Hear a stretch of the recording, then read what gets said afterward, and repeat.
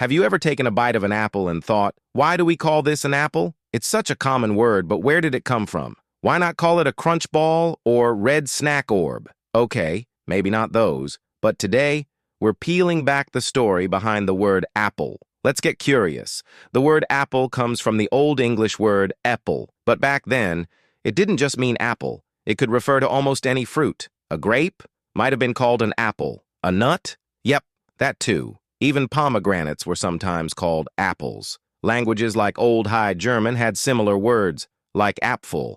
Go even further back, and you'll find the Proto-Germanic root appalaz. In those days, if it grew on a tree and wasn't meat, it might be an apple. Over time, languages evolved and became more specific. Just like meat used to mean any food, not just animal flesh, apple eventually narrowed down to the fruit we know today: crunchy, juicy, sweet, and red or green. By the Middle English period, around the 12th to 15th centuries, the word apple mostly referred to the fruit of the Malus domestica tree, what we now simply call apple. In Latin, the apple was called malum, but here's the twist. Malum, with a short a, meant evil.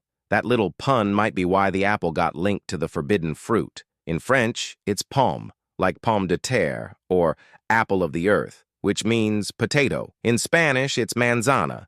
In Italian, mela. In Polish, jabłko. Apples were beloved across cultures, traded widely, and given many names, all thanks to their sweet taste and easy growth. Apples have carried meaning way beyond the kitchen. Let's talk about Adam and Eve. The Bible never says the fruit was an apple, just the fruit of the tree of knowledge. So where did the apple come in? It might be because of Latin.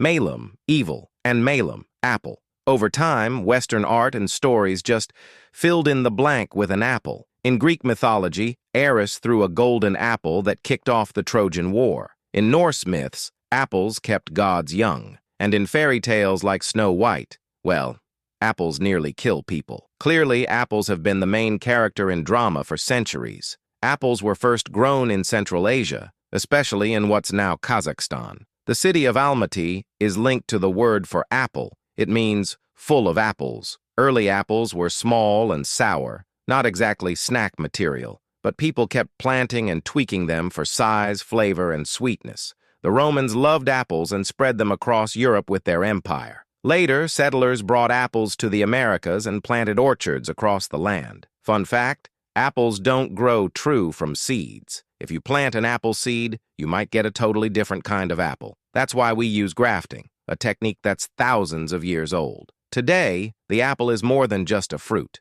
There are over 7,500 varieties around the world. From Granny Smith to Honeycrisp to Gala, they each have their own fan base. And of course, there's Apple Incorporated, that iconic bitten apple logo. It now symbolizes creativity, technology, and a lot of expensive gadgets. A fruit that once stood for temptation now stands for innovation. How's that for a glow-up? So next time you bite into an apple, you're not just eating a fruit, you're chewing on centuries of language, culture, and history.